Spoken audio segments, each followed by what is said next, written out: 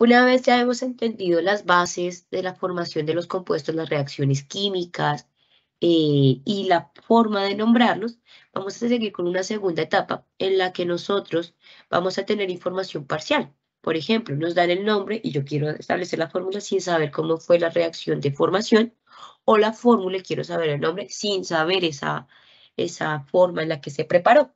Entonces, iniciemos con el primer caso.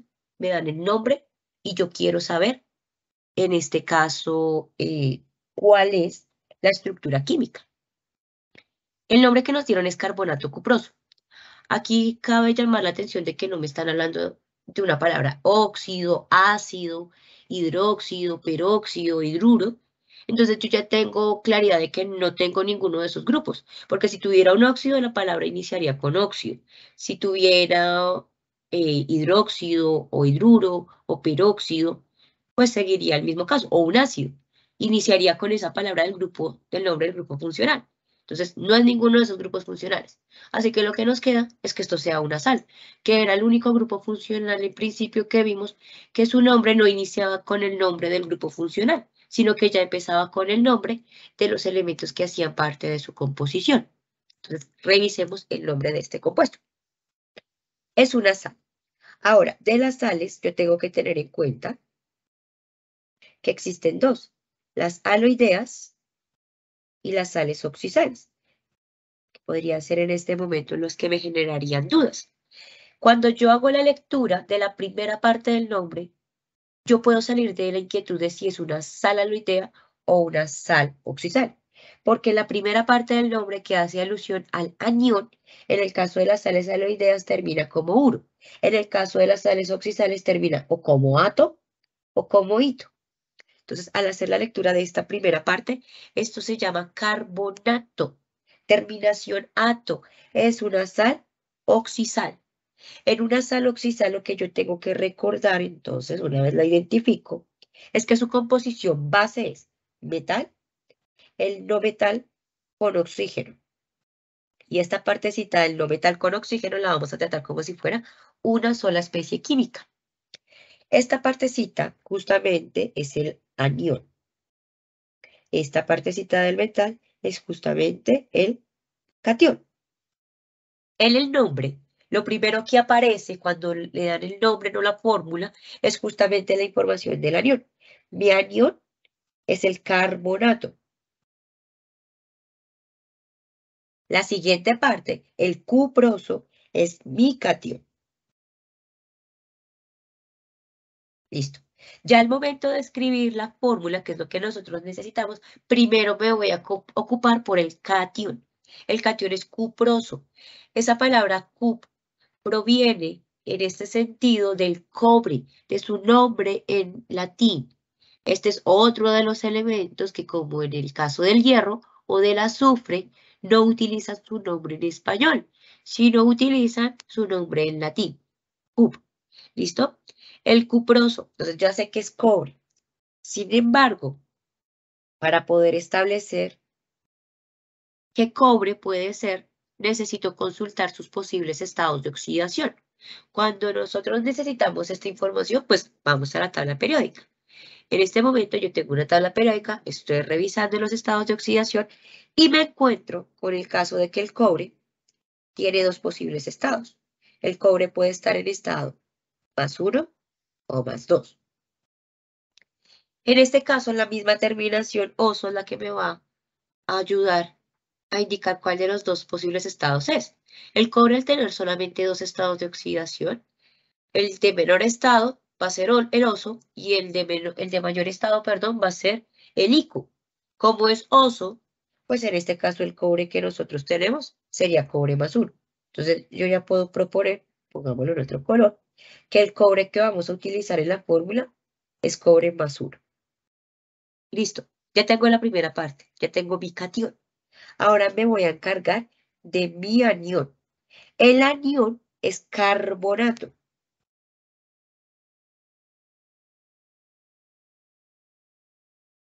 Para que me quede un poco más fácil la interpretación, él es carbonato. Él proviene de un ácido oxácido. Cuando él provenía del ácido oxácido de la terminación, no era ato, era ico. Entonces me voy como a devolver. Él era el ácido,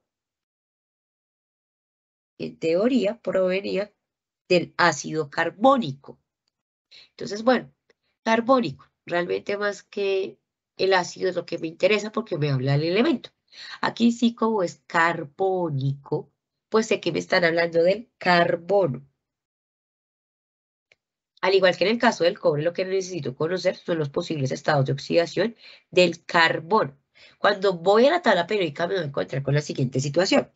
En la tabla les va a aparecer algo así. 2, más o menos 4. Esto significa que el carbono tiene 3 posibles estados de oxidación en total. Uno que es más 2, otro que es más 4 y otro que es menos 4. Cuando nosotros hablamos del carbono proveniente de un ácido oxácido, solo nos interesan los estados positivos. Si la sal que nosotros hubiéramos formado era una sal aloidea, ese carbono hubiera provenido, en este caso, de una sal, de un ácido, hidrácido. Y ahí los que nos interesan son los negativos. Como aquí solo nos interesan los positivos por provenir de un ácido oxácido, me quedo con estos estados de oxidación. Entonces resulta que el carbono también tiene solo 2 posibles estados para explicar el compuesto que estamos teniendo, el más 2 y el más 4. Nuevamente, aquí las terminaciones son los mismos. El que tiene el menor, o sea, el más 2, sería terminación oso. El que tiene el mayor sería terminación ico. Al revisar el nombre del compuesto, que era carbonato, devolverlo al ácido, nos dimos cuenta que la terminación era ico, o sea que el estado de oxidación del carbono ahí es más 4. Él viene del ácido oxácido, en el que este carbono tiene la carga de más 4. Quizás proponer en este momento la combinación correcta podría ser difícil, ¿sí? Porque son 3 elementos del cual solo conozco, bueno, conozco los estados de todos porque yo sé el estado de oxidación del hidrógeno y del oxígeno, pero es que eso me puede dar múltiples combinaciones, sabiendo igual esos estados de oxidación. Entonces, lo que les propongo en este caso es, reconociendo que viene del ácido carbónico, empiecen formando el óxido. Entonces, el oxígeno más el carbono, pero el carbono que voy a utilizar para formar es un carbono con un estado de oxidación más 4. El oxígeno tiene un estado de oxidación menos 2.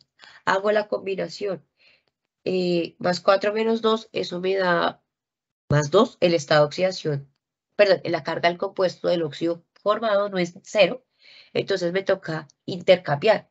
El subíndice del carbono va a ser el estado de oxidación del oxígeno y el del oxígeno va a ser el estado de oxidación del carbono. En principio, a mí se me forma este compuesto. Si se puede simplificar, se simplifica. Esto se divide entre 2, porque esto todavía puede ser simplificado. Y llegaría a formar C2. 2 dividido entre 2 es 1, y 4 dividido entre 2 es 2, CO2. Pues, en esta primera parte, donde quiero llegar hasta la parte del ácido carbónico, pude proponer primero el óxido, que sería este de acá, el CO2. Él se llamaría el óxido carbónico. El óxido carbónico ahora lo voy a mezclar con agua. Al mezclarlo con agua, me forma el ácido. Ahí voy a seguir la misma combinación, primero el elemento hidrógeno, luego el no metal y por último el oxígeno. En la reacción lo que voy a tener en cuenta es cuántos hidrógenos en total tengo, son 2, cuántos carbonos en total tengo, que es 1, entonces no pongo nada, cuántos oxígenos en total tengo, 1 acá, 2 acá, 3 en total. Si puedo simplificar, simplifico, si no, ya quedo de la fórmula del compuesto. Este ya no se puede simplificar. Este ya es el ácido carbónico. Este ácido carbónico es el que me va a permitir obtener el carbonato. El carbonato es todo menos los hidrógenos. Es decir, es el CO3. Ese CO3 va a tener una carga. Esa carga depende del número de hidrógenos. Como hay 2 hidrógenos, la carga del carbonato es menos 2. Y ese -2 junto con el cobre que antes habíamos podido evidenciar, que era el cobre más 1, es el que me va a permitir formar mi sal. Entonces voy a traer aquí a colación el carbonato. CO3 lo voy a poner entre paréntesis, porque esto lo tratamos como si fuera en principio una sola entidad química, para que el proceso sea más fácil. -2.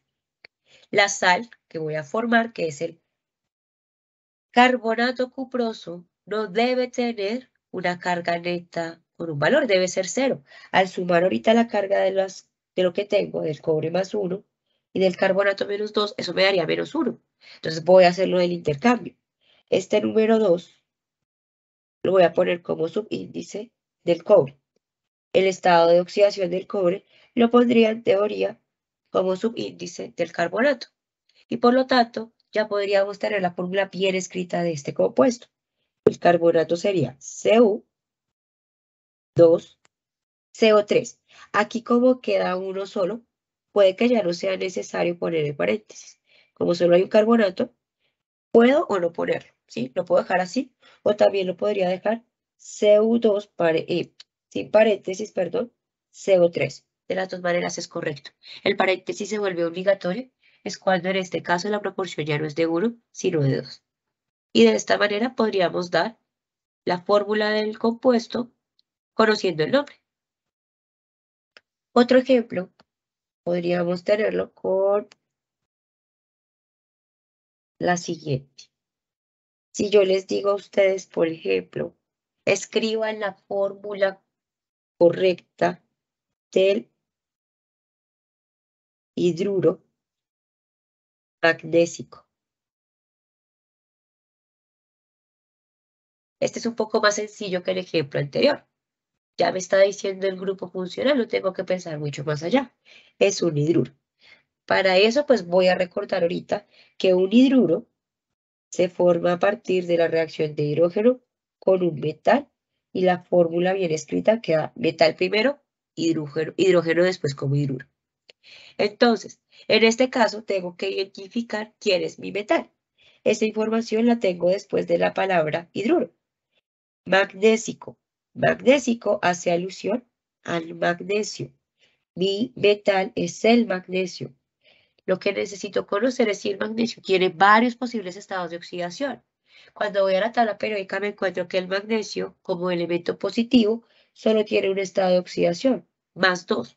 O sea que el magnésico, en este caso, obedece al magnesio +2. Ya tengo la información del catión, que es el magnesio. Y ya tenía la información del anión por ser hidruro. Es hidrógeno con carga negativa. Si ya tengo esta información, puedo establecer la fórmula correcta del compuesto. Magnesio +2, hidruro -1, esa carga neta no me da 0. Los hidruros son neutros. Entonces tengo que combinar los estados de oxidación como subíndices. El del magnesio, que es +2, va a ser el subíndice del hidrógeno. El estado de oxidación del hidruro, que es -1, va a ser el subíndice del magnesio. Es decir, la fórmula correcta quedaría MgH2. Y este es el hidruro magnésico.